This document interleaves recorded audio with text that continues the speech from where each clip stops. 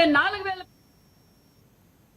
తూర్పుగోదావరి జిల్లా గోపాలపురంలో సుపరిపాలనలో తొలి అడుగు కార్యక్రమం జరిగింది. ఈ కార్యక్రమానికి ఎమ్మెల్యే మద్దిపాటి వెంకటరాజు ముఖ్య అతిథిగా వచ్చారు. కురుక్షేత్రంలో నిండు సభలో ద్రౌపదిని అవమానించిన కౌరవులు కుప్పకూలిపోయారు. మహాసాధ్వి సీతమ్మను అవమానించిన రావణాసురుడు నాశనమైపోయాడని వెంకటరాజు గుర్తు చేశారు. ప్రస్తుతం జగన్మోహన్ రెడ్డి సైతం చరిత్రలో నీతిహీనుడుగా మిగిలిపోతున్నారని తొలి అడుగు ముగింపు సభలో మద్దిపాటి అన్నారు. చంద్రబాబు హయాంలో అభివృద్ధి మాత్రమే జరిగితే జగన్ పాలనతో రాష్ట్రం దివాలా తీసిందని ఎమ్మెల్యే మద్దిపాటి ఎద్దేవా చేశారు. చరిత్ర తెలుసా మీకు? చరిత్ర ఏం చెబుతుంది అంటే స్త్రీని అవమానించిన రాజ్యం కూలిపోతుంది. ఇది చరిత్ర చెప్పిన నిండు సభలో ద్రౌపదికి అవమానం జరిగితే మహాకురుక్షేత్ర యుద్ధం జరిగి కౌరవులను విమర్శించింది.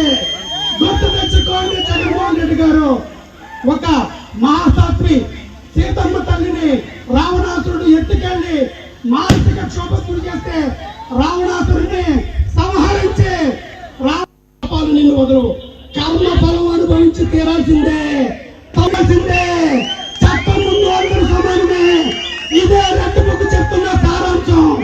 భవిష్యత్తులో కూడా ఒళ్ళు దగ్గర పెట్టకుండా మనం తెలియజేసుకుంటూ నిన్న వైసీపీ నాయకులు కొంతమంది మీడియా దగ్గరకు వచ్చి తెలుగు భాష గురించి మాట్లాడుతున్నారు. వైసీపీలో తెలుగు భాష ప్రావీణ్యులు కొంతమంది ఉన్నారు. కొడాలి నాని అచ్చుమైన తెలుగు భాషా పండితుడు. అమ్మా అయ్యా, మీరు చెబుతున్న భాష గురించి మాకు చెబుతున్నారు కదా, మీ ఫ్యామిలీ పిల్లలందరినీ కూర్చోబెట్టి హాల్లో అందరినీ కూర్చోబెట్టి యూట్యూబ్ లో కొడాలి నాని అని కొట్టి యూట్యూబ్ లో అతని శ్రావ్యమైన తెలుగు సాహిత్యాన్ని